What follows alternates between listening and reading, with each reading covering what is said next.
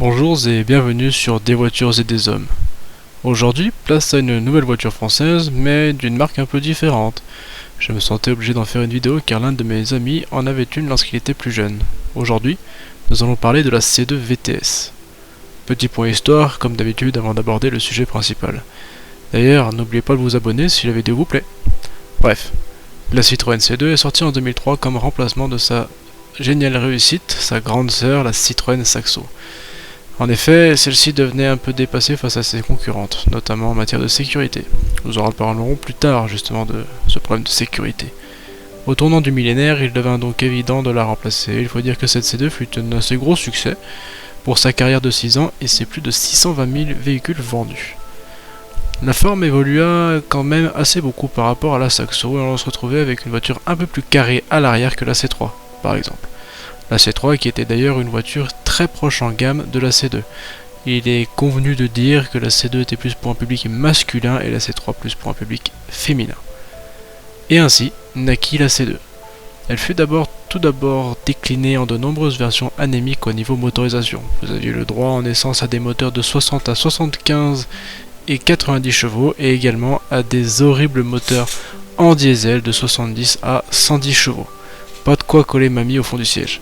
Néanmoins, il est à noter que l'avantage de ces petits moteurs dans une voiture de moins de 1200 kg, cela vous donnait une consommation extrêmement faible. Et vous aurez compris qu'à voiture égale, la C2 s'était déjà bien alourdie par rapport à la Saxo, en grande partie comme dit précédemment à cause de la sécurité, ou grâce à la sécurité. La C2 avait récolté 4 étoiles au test Euro NCAP par rapport à la Saxo qui avait participé au test. Et avant de sortir la C2 VTS, la voiture qui nous intéresse, eh bien sortit la VTR en 2003 pour véhicules toniques routiers, comme ce fut également le cas d'ailleurs pour la Saxo.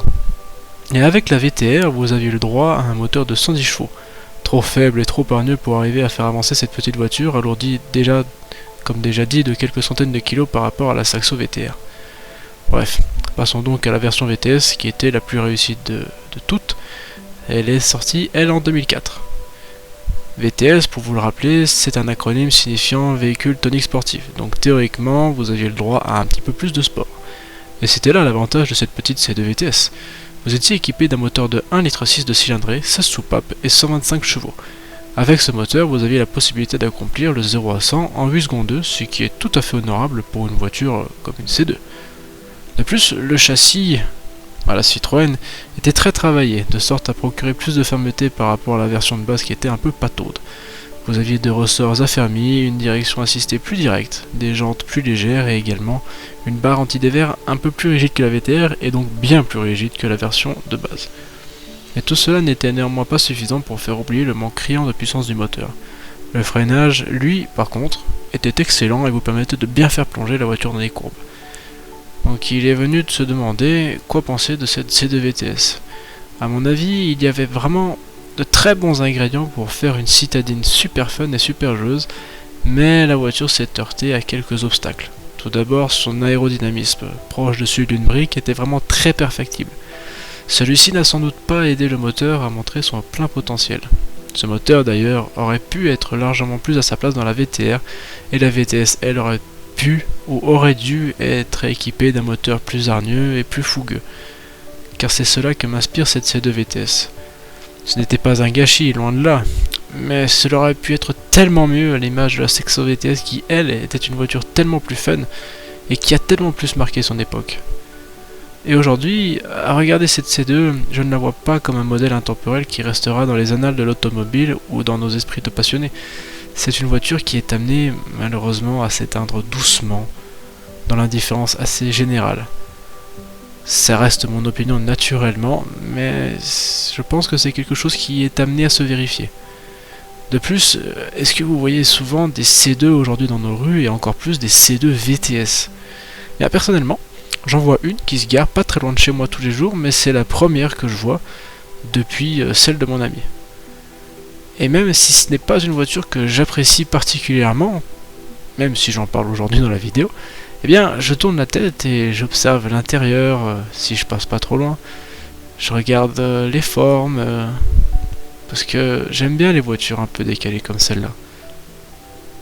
Aujourd'hui, Vous trouverez un exemplaire, en bon état, aux alentours des 6-7 000 euros si vous voulez faire un petit achat. Voire même en excellent état à ce prix-là. Vous pouvez en trouver à partir de 3 000, mais bon, après, ça sera peut-être un petit peu la merguez partie. Malheureusement, dans ces prix-là, vous pourriez trouver aussi une Saxo VTS. À vous de faire le choix entre une voiture qui avance bien et qui est assez récente par rapport à un véritable petit kart comme la Saxo VTS. Aussi, sachez que la C2 VTS était proposée à 15 100 euros à la vente, en prix neuf, et on peut donc voir qu'au final la décote n'a pas été si mauvaise que ça, et ça ira peut-être vers une future hausse, allez savoir. Sans doute d'ailleurs, parce que ce type de voiture a un petit peu disparu malheureusement. En tout cas, merci à vous d'avoir regardé ma vidéo. J'espère que cela vous a plu, que vous aurez la gentillesse de vous abonner.